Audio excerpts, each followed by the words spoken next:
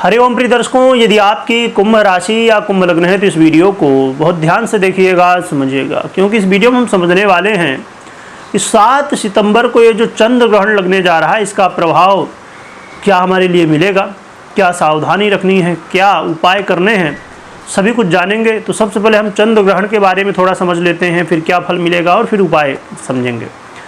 प्रिय दर्शकों, ये ग्रहण जो है तो कुंभ राशि में लगने वाला है, यानी कि आपकी ही राशि में लगने जा रहा है। और पूर्वा भाद्रपद नक्षत्र जो कि देवगुरु बृहस्पति का नक्षत्र है तो इसमें लगेगा। ये ग्रहण अपने आप में समस्याओं का सूचक है, क्योंकि चंद्र ग्रहण है और जस्ट कुछ दिनों बाद ही इसी महीने ही 21 सितंबर को फिर से ग्रहण लगेगा जो कि सूर्य ग्रहण के रूप में है। तो आत्मा और मन दोनों ही पीड़ित होने वाले हैं, जिसकी वजह से पूरी तरह से इस दुनिया में लगभग सभी लोगों के ऊपर इसका प्रभाव देखने को मिलेगा। क्या कैसा ग्रहण है इसके बारे में समझते हैं, फिर प्रभाव को समझेंगे। तो 7 सितंबर को ग्रहण लगने वाला है, जैसे आप जानते ही हैं। ये ग्रहण रात्रि में 9:57 में लगेगा।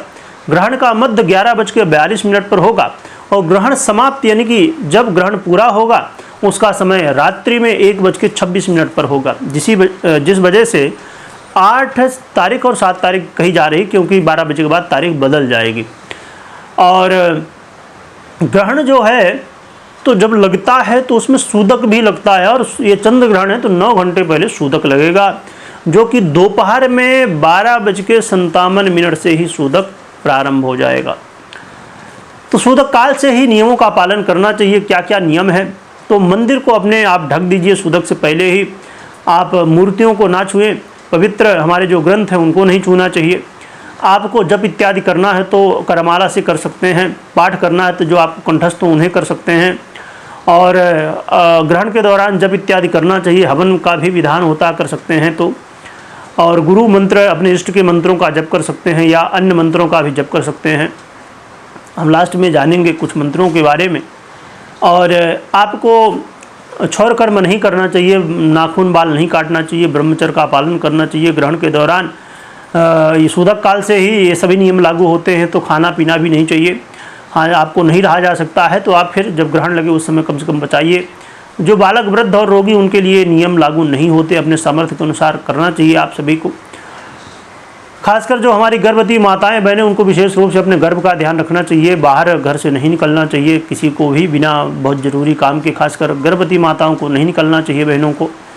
और इसके अलावा आपको विशेष रूप से ये भी ध्यान रखना चाहिए कि आपके घर में जल है, यानी कि पानी जो होता है, वाटर, दूध है और भी ऐसी खाद्य चीज़ें, लिक्विड चीज़ें, इनमें सूदक काल से पहले ही आपको कुसा इत्यादि डाल देना चाहिए। तुलसी हो तो वो भी डाल सकते हैं साथ में, तो जिससे ये चीज़ें पवित्र हैं, आप बाद में भी यूज कर सकें। खाना पीना जो है तो पहले ही खा पी लें यदि आपको खाना है।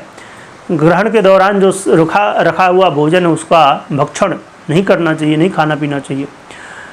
और इसके अलावा देखिए नियम बहुत सारे हैं, पर यहाँ हम राशिफल की अब चर्चा करेंगे। संक्षेप में हमने समझा, बाकी आप विस्तार से समझने के लिए आप YouTube में बहुत सारी वीडियो आपको मिल जाएंगी, आप देख सकते हैं। अब हम समझते हैं कि ये जो ग्रहण है कुंभ राशि में लगेगा, आपकी राशि में, इसका देश दुनिया में क्या प्रभाव हो सकता है, फिर आपके बारे में समझते हैं। देश दुनिया में देखा जाए तो ये ग्रहण का प्रभाव कहीं न कहीं प्राकृतिक आपदाओं को लाने वाला, युद्ध जैसी स्थितियों को बनाने वाला, राजनीति में बहुत ज़्यादा उथल पुथल की स्थितियाँ बनेंगी। और इस ग्रहण से गर्भ को लेकर चिंताएँ काफ़ी ज़्यादा बढ़ने वाली हैं। तो जिनको भी गर्भ है तो विशेष सावधानी रखना चाहिए। इसके अलावा इस ग्रहण की वजह से जनता को, संपूर्ण मनुष्यों को कहीं न कहीं कई तरह की समस्याएं, रोग बाधाएं और बहुत सारी समस्याओं का सामना करना पड़ सकता है। कई देशों में आपस में मतभेद की स्थितियां काफ़ी ज़्यादा बढ़ सकती हैं, जिसकी वजह से एक दूसरे देशों का नुकसान भी हो सकता है। तो ये प्राकृतिक और बहुत सारी समस्याएं हैं, क्योंकि एक ही महीने में 2 ग्रहण अपने आप में बहुत बड़ी समस्या मानी जा सकती है। चलिए अब समझते हैं कि कुंभ वालों के लिए, यानी कि आपके लिए, चाहे आपकी राशि हो या लग्न हो, तो कैसा रहेगा। तो देखा जाए तो कुंभ वालों के लिए आपके लग्न में ही ये ग्रहण पड़ने जा रहा है, चंद्रमा आपके षष्ठम भाव के अधिपति बनते हैं। ये ग्रहण से मानसिक तनाव काफ़ी ज़्यादा बढ़ सकता है। आपको यदि पहले से मानसिक कोई बीमारी या कोई समस्याएं हैं तो आपको विशेष सावधान रहना चाहिए।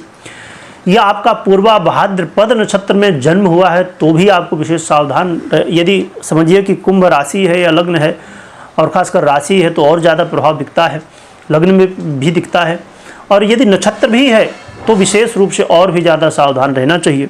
यह शनि की महादशा, अंतरदशा, और कुंभ वालों को 7.5 लगी ही हुई है, तो इसका प्रभाव तो देखने को मिलेगा ही।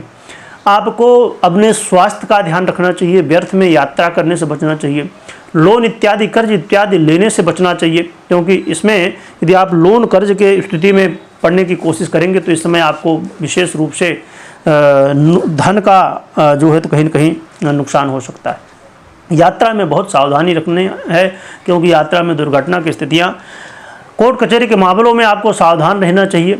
कोई भी निर्णय इस समय बिल्कुल भी लेने से जितना हो सके तो आप बचिए, क्योंकि आप इस समय यदि निर्णय लेते हैं तो कहीं ना कहीं वो निर्णय गलत भी हो सकता है। आपको विशेष रूप से अपने आत्मविश्वास को मजबूत रखना, क्योंकि कई बार मन बहुत ज़्यादा व्यथित हो जाएगा, मन चिंता में पड़ जाएगा और शत्रु बाधाओं की भी स्थिति देखने को मिल सकती है। तो आपको इन सभी विषयों में, इंपोर्ट एक्सपोर्ट के काम में भी ध्यान रखना चाहिए। विदेश से जुड़े हुए कोई मामले हैं तो वहाँ पर भी सतर्क आपको रहना चाहिए। तो इन सभी विषयों को, सबसे बड़ी बात है अपने मन को स्थिर रखिए, मानसिक तनाव काफ़ी ज़्यादा बढ़ सकता है, इससे समस्याएं देखने को मिल सकती हैं। तो इन सभी विषयों पे आप ध्यान रखिए। क्या उपाय करना चाहिए, तो भगवान शिव की आराधना करिए, रुद्राभिषेक इत्यादि जो भी कर सकते हैं, ओम नमः शिवाय मंत्र का खूब ज़्यादा जप कर सकते हैं। चंद्रमा के मंत्र और शनि के मंत्रों का भी जप कर सकते हैं, ओम सोम सोमाय नमः, या चंद्रमा के अन्य मंत्रों का जप कर सकते हैं, और शनि के मंत्र का ओम सम शनिश्चराय नमः या अन्य मंत्रों का भी जप कर सकते हैं। अपने इष्ट, अपने गुरु मंत्र का भी जप कर सकते हैं। हम बात करें कि दान क्या कर सकते हैं, तो ग्रहण काल में बहुत सारे दान का विधान है, पर हम संक्षेप रूप में समझ लेते हैं। चंद्रमा और शनि से रिलेटेड चीज़ों का दान कर सकते हैं।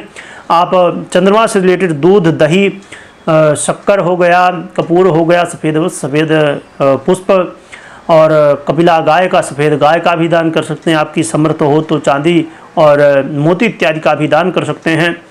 इसके अलावा आप शनि से संबंधित चीज़ों का दान कर सकते हैं, जैसे काला छाता हो गया, काला जूता, काला चप्पल, काला उड़द, काला तिल, और आप श्याम वर्ण या काले वस्त्रों का दान कर सकते हैं। आप तेल का दान कर सकते हैं, और भी ऐसी बहुत सारी चीज़ें आप चाहिए, आपकी समर्थ हो तो श्यामा गाय का भी दान कर सकते हैं। तो ऐसी सभी चीज़ों का आप दान कर सकते हैं। इनमें से कोई एक चीज़ का भी दान कर सकते हैं, जैसी आपकी श्रद्धा हो, व्यवस्था हो, उसके अनुसार आप कर सकते हैं।